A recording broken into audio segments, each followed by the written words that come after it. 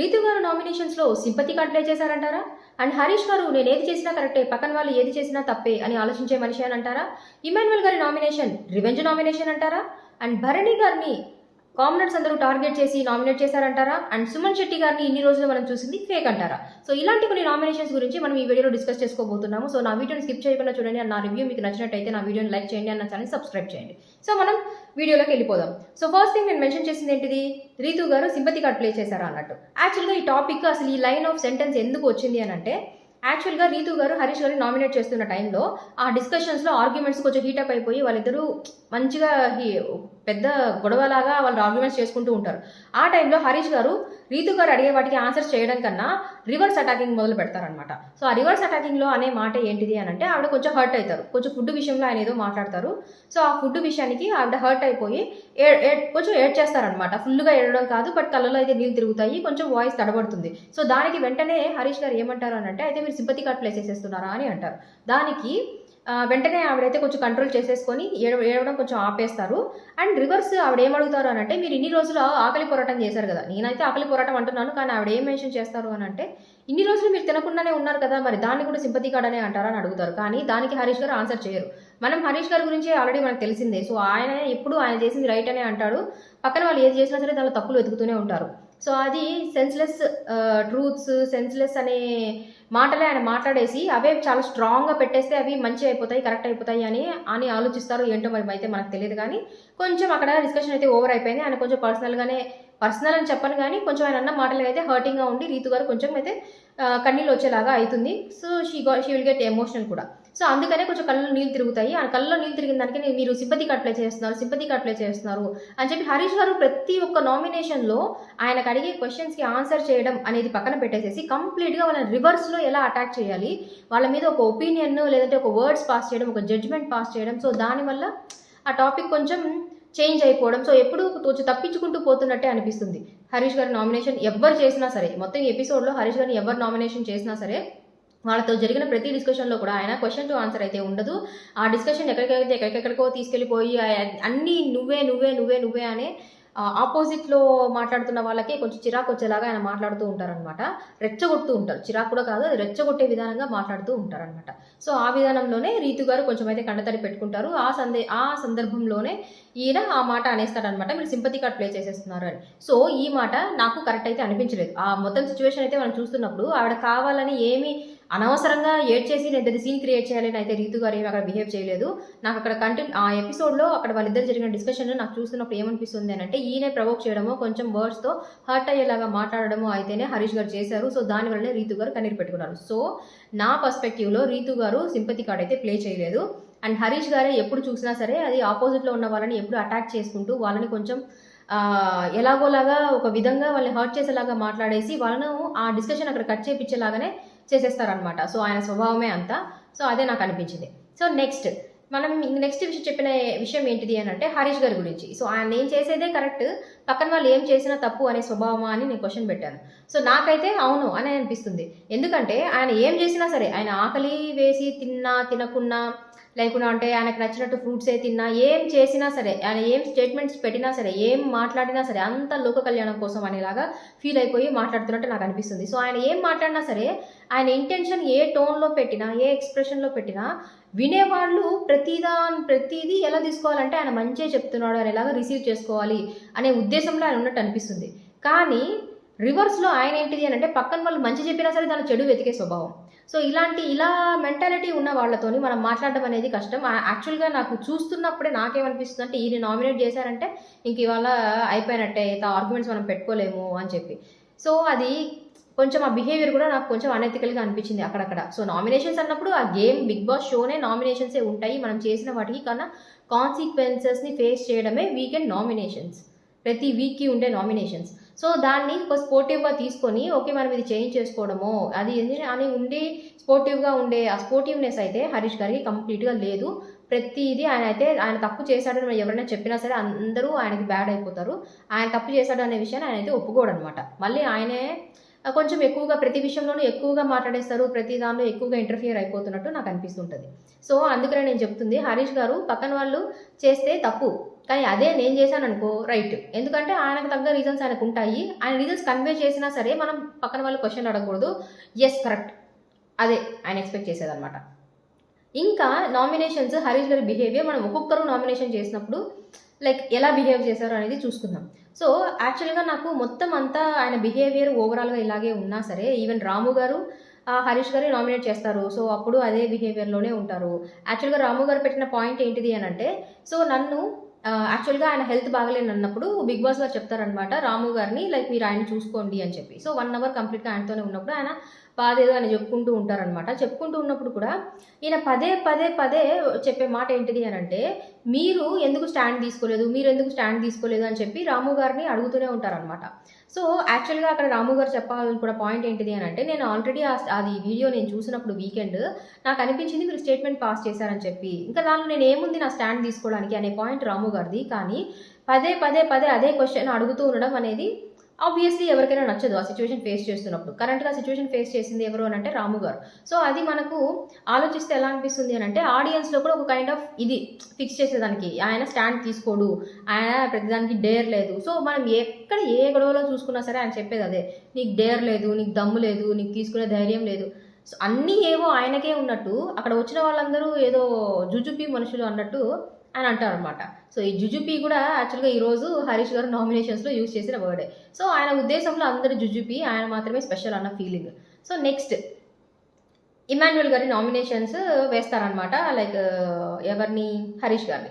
So Emmanuel గారు వేసే point ఏంటిది అని అంటే, లైక్ మీరు ఆడవాళ్ళు మగవాళ్ళు అందరూ సమానమనే అంటారు, కానీ మీరు పాస్ చేసిన స్టేట్మెంట్స్ తప్పు కదండి అని చెప్పి మాట్లాడతారు. ఇంకొక పాయింట్ ఏం పెడతారు, మీరు రెడ్ ఫ్లవర్ అని అన్నారు, సో దాని గురించి నాకు ఆన్సర్ చెప్పండి అని అడుగుతారు. కంప్లీట్గా నెగ్లెక్ట్ చేసేస్తారు దాన్ని. ఆ పాయింట్కి ఆన్సర్ ఏంది, స్ట్రైట్గా రెడ్ ఫ్లవర్ అన్నారు కదా, అది ఏ మీనింగ్తో అన్నారో చెప్పిందంటే అయిపోయింది.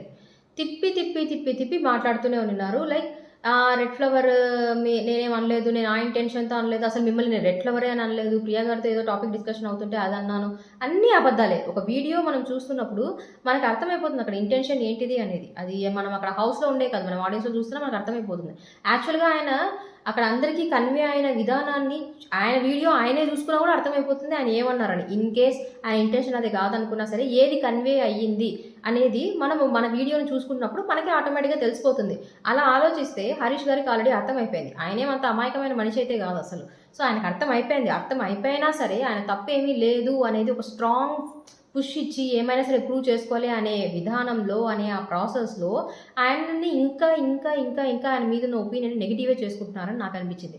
ఆ మొత్తం నామినేషన్లో కూడా ఇమాన్యుయల్ గారిని బాడీ షేమింగ్ ఇమిటేషన్ చేశానంటారు, తర్వాత బాడీ షేమింగ్ గురించి మాట్లాడతారు. రెడ్ ఫ్లవర్ అయితే నేను ఆ ఇంటెన్షన్తో మిమ్మల్ని అనలేదు అని అంటారు. సో అడిగిన క్వశ్చన్ ఏంటిది, రెడ్ ఫ్లవర్ ఎందుకు అన్నారు, అది దాని గురించి ఆన్సర్ చెప్పండి అని ఇమాన్యుయల్ గారు అడుగుతారు, అది చెప్పారనమాట. సో అది మొత్తం దాని అదే డిస్కషన్, క్వశ్చన్ టు ఆన్సర్ చెప్పరు. ప్రతి వాళ్ళని మాటలతో బెదిరించేస్తారు, టోన్తో బెదిరించేసేస్తారు. ఆయన దగ్గర ఆన్సర్ లేనప్పుడు గట్టి గట్టిగా అరిచేస్తారు. సమ్హౌ సంథింగ్ ఏదో ఒకటి చేసి గారడీ చేసేద్దాం అనేది అంటారు.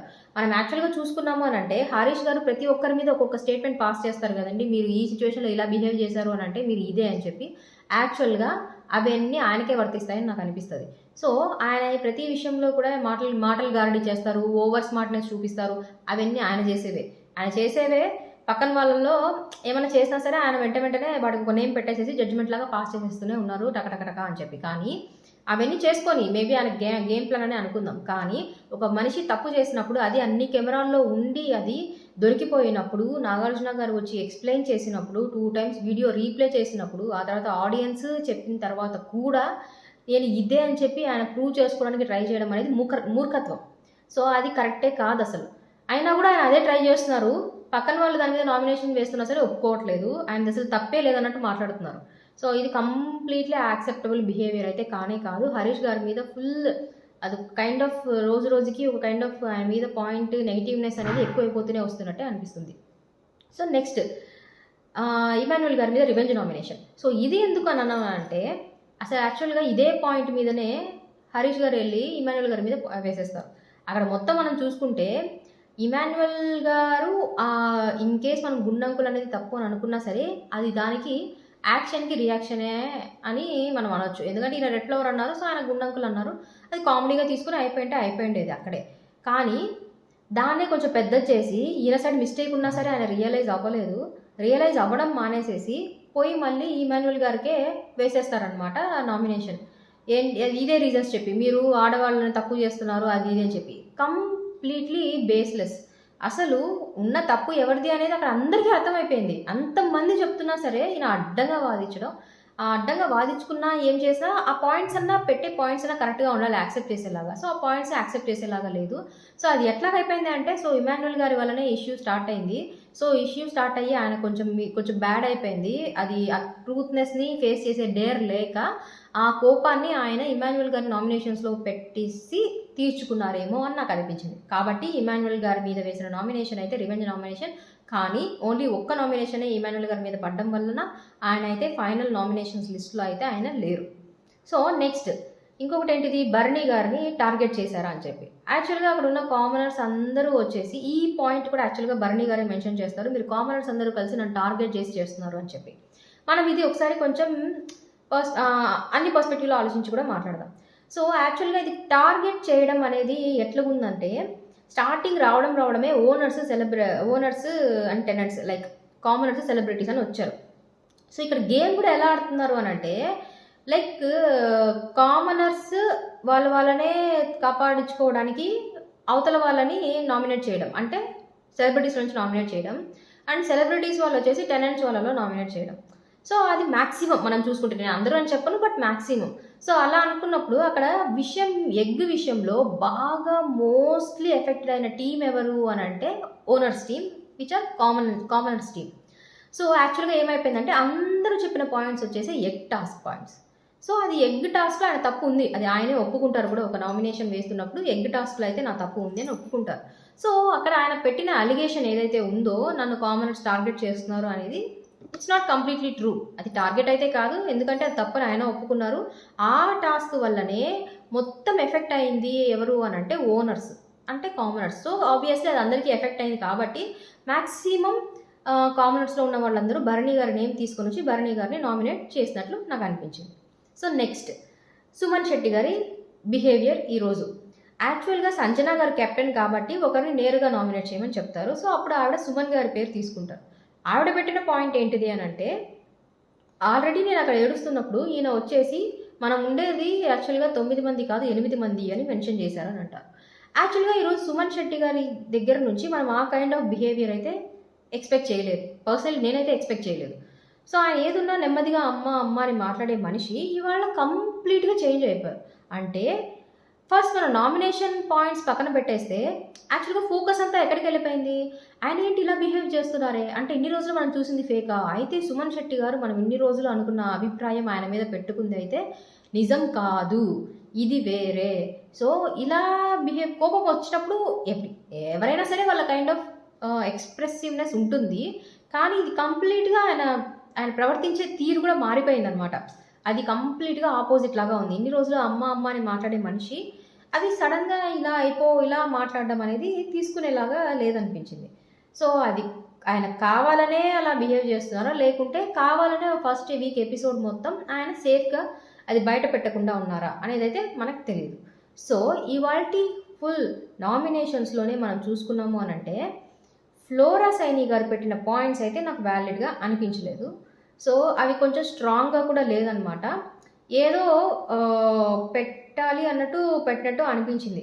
ఇంకొకటి ఫ్లోరా సైని గారు చేసేటప్పుడు నామినేషన్స్ కానీ లేదా ఒక టాస్క్ అని చెప్పను కానీ ఒక డిస్కషన్లో అయినా కానీ యాక్చువల్గా ఆవిడకి కొంచెం లాంగ్వేజ్ బ్యారియర్ ఉండడం వలన ఆవిడ ఏం చెప్పాలి అని అనుకుంటున్నారో అది చెప్పేసరికేనే లైక్ కొంచెం టైం అయిపోతుంది అనమాట.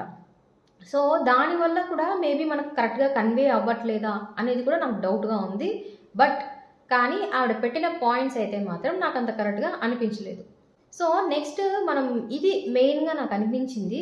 అండ్ ఇంకా ఈ మొత్తం ఎపిసోడ్లో నుంచి ఎవరు నామినేట్ అయ్యారు అని అంటే first Bharani, Harish, Flora, Manish, Priya, Pavan, Suman. So వీళ్ళందరూ అయితే మాత్రం నామినేషన్స్లో ఉన్నారు ఇవాళ ఎపిసోడ్ అయిపోయేసరికి. యాక్చువల్గా మనం ఇంకొకటి మర్చిపోయాం మాట్లాడుకోవడానికి. సో ప్రియా గారి నామినేషన్ పాయింట్స్ గురించి నేను చెప్తానమాట.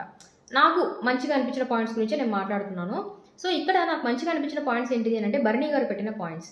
ఏం పెడతారంటే రూల్స్ పెడతారు, రూల్స్ బ్రేక్ చేశారు అని అంటారు, కానీ యాక్చువల్గా ఆవిడ కూడా రూల్ బ్రేక్ చేస్తారని చెప్తారు. అలాగే ఎగ్ టాస్క్లో అందరూ భరణి గారిని గురించే మాట్లాడారు. సో అదే విధంగా హరీష్ గారు థమ్స్అప్ బాటిల్ తీసుకుపోయిన విషయంలో కూడా మీకు ఆ విషయం ముందే తెలుసు, కానీ అది మీరు చెప్పకుండా దాచిపెట్టారన్నట్టు చెప్తారు. అది కూడా మీరు బయటపడలేదు, కానీ అదే విషయం నాకు చెప్పారు. అలాంటప్పుడు మీరు చెప్పే రైట్ మీకు లేదు అని చెప్తారు. ఇంకొకటి వచ్చేసి ఫుడ్ మీరు చేతులు పెట్టి తినేసేస్తున్నారు, అది మీకు జ్వరం ఉన్నప్పుడు కూడా అలా తింటున్నారు, అది మంచిది కాదు అన్నట్టయితే మెన్షన్ చేస్తారనమాట.